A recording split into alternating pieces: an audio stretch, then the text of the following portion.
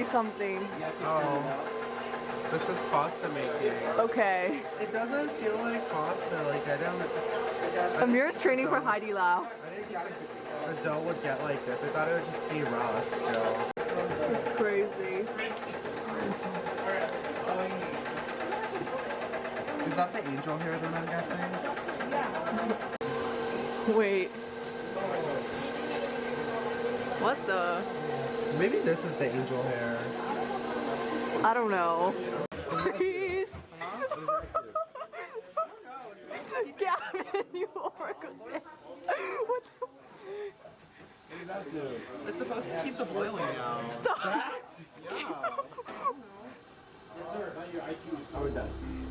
So after that unfortunate pot of pasta at school, I headed downtown to the Luna Luna exhibit. This is the world's first art amusement park by Andre Heller that has been lost since 1987. As soon as you walk in, you are immersed back into time. They do an amazing job at showcasing the rich history of Luna Luna with a visual video narrative. They brought back this avant-garde amusement park which has been sitting in shipping containers for years, featuring works by Basquiat, Dali, Herring, and many other artists, which we'll see later.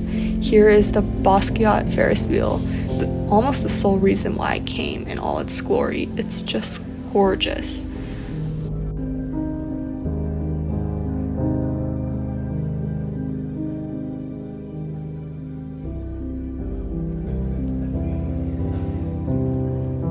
There were performers strolling around with the guests, whether it was a dancing moon or a juggler. It was just like in 1987. They even had a corner dedicated to the history of this forgotten attraction where I spent a good chunk of my time. They even had a curated playlist if you really wanted to get into the mood, which was a nice touch.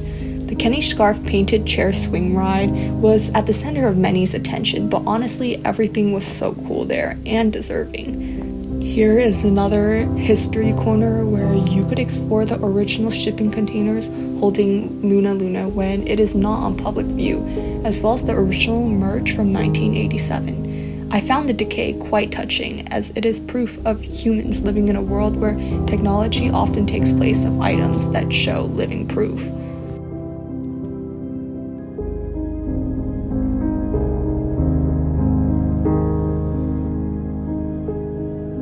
My obligated outfit check of the day.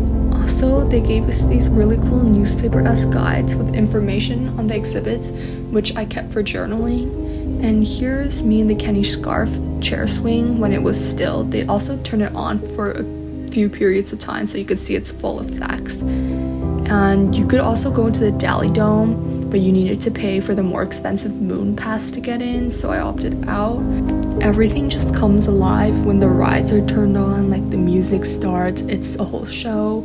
But I feel that if you aren't super into art, the price tag may be a little steep just to look at stuff, which I totally agree. And if I didn't like art, I feel like it's not completely worth it, because it is kind of expensive. But here I was amazed by the Keith Haring, the murals and the Keith Haring carousel, and just everything around me was so immersive. Again, the Basquiat Ferris wheel, I can't get over it. It was just super calm, cool, and great place to people watch, but also just to slow down in life. Like, can you not feel the vibes from here? Guests can also get married at Andre Heller's wedding chapel. Here's my certificate of marriage. Also, it fully developed later on, the photo. It's just, I took this video early on, but I thought that was a cool experience because not only could you experience it, you get a keepsake as well. And the gorgeous lady in the white is another performer, I believe. I can't tell if that's a star or not. But here's just me chilling around. It was super relaxing for me. And the lights would dim and the music would play when they turned on all the carousels and the Ferris wheel. So it was super extravagant in a way. But mind you, it's hard to take photos in here because of the lighting. But by now, I've made it to the gift shop. And you know me, I gotta shop. They had a bunch of artist prints on this wall, and then on the opposite wall they had clothing and merch. What is this? Mascot Ferris wheel.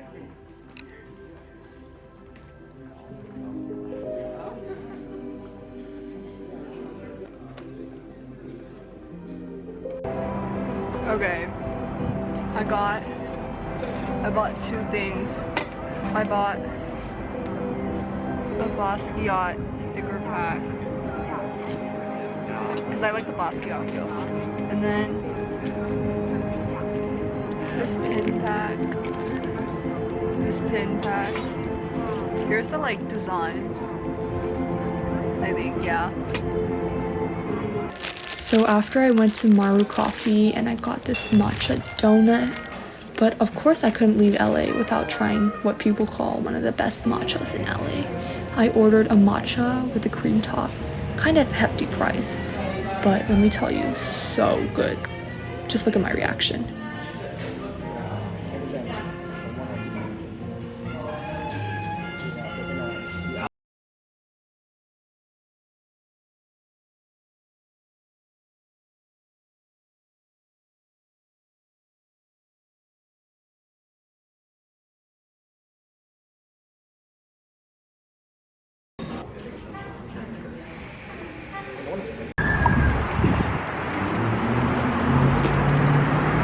Pretty good.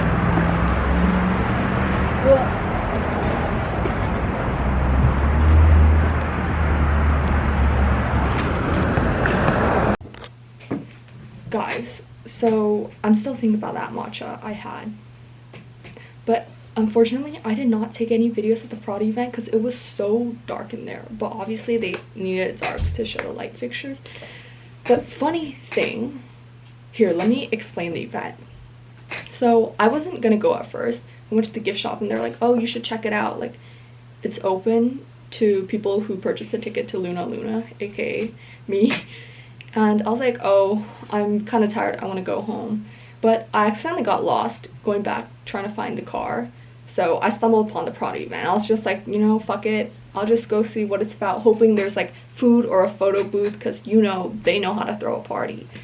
Like, I went there, but it was just when it just opened, so it was number one super dark, and I'm blind when it comes to the dark. Okay, I almost tripped over 3 ledges, and it's also, it felt kind of luminal because it was in a warehouse space, but obviously they have to put like the carousels, like kind of like Luna, they just need an empty space to put like the amusement park rides. But I got in, just like, dang, like everyone's dressed in Prada, or the few people that were there that early. I was just like, dang, these people be looking like influencers. But I was walking around and there's just a bunch of tables, but not a lot of people were on the rides yet. It was like 2 people just starting to get on the rides because it just started, and I was just like scared. I didn't know what was going on because I was just like, is this a Prada? Like, I guess it's a Prada event, but like usually when they have Prada events they have like a lot of like, you know, and it just opened, so like why the fuck am I there? But I was just like, I was too tired to go on the ride, so I was like, okay, kind of wish I did now. And one thing you know about me, I love food, but apparently there were hot dogs, but when I went, people were just drinking because it just started. So people were just drinking, but I'm underage, so I'm too scared to go up to the bar to even see if they had food. And this music was super loud, but that's like a DJ, so I think I was just overstimulated in there. And the wall, you know, the Fashion Week wall that people take photos in front of, why did I think it was so much bigger? It's literally not super huge. I just thought it was way bigger in my head. But anyways, I left within 10 minutes. But the point of what I'm trying to say, not that the grass is greener on the other side, it's not what you expect. Like, here's proof that I went, okay? But it's kind of like the K-pop wall, the pink one where all the idols take photos in front of. At least I thought it was one huge wall, right? Like, no, it's a separate wall. But the same thing goes for like a lot of these social media high-end like events. You're probably hyping it in your mind a lot more, because I feel like I used to I thought it was like way bigger and way crazier than that from seeing the photos online. Because the day after, I'm like, wait a dang minute, like Gracie Abrams is in front of the carousel that I took a photo of. Like literally, I'm gonna put the photos here. And Hunter Schafer was there. Like I was just like, dang, should have stayed longer than 10 minutes. Probably could have seen them. But I just found it so funny because I was like, is this real? But if you see on social media, a lot of the influencers, they aren't dressed by Prada, okay? Like, they paid their own money, like, they should, which I'm really impressed by in this economy. Like, how do you have a whole outfit in Prada? And also, the other reason why I'm super confused is because the event is supposed to open to the public from the 9th to the 10th, but I went on the 7th. So, like, I don't know if that's an accident, because I should not have been in there with the influencers. Like, that makes no sense. And a bunch of it was a bunch of more like older people that were at Luna Luna that day, and because we went to Luna Luna, we got the tickets to go in on the 7th, and we were just all confused. We're like, what's going on there? Because I did not know what this event was. Like, if I knew, then I'd probably have a better time, but I was just so confused the entire time. My point is, it's probably not what you expect. Like, it's overhyped in your mind. Was it a good event? I thought it was pretty well, like, the stuff was cool, but probably way overhyped in your mind. But that's the point of the story. So don't feel sad when you see stuff on social media. It's a highlight reel.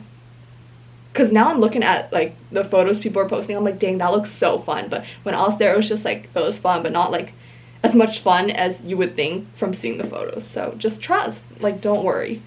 But anyways, I'm trying to make it through college admissions, and also I'm going to the IVE concert in LA on Wednesday. Like, is anyone else going? Because I'm making my outfit. I need to make my outfit. But yeah, anyways, bye.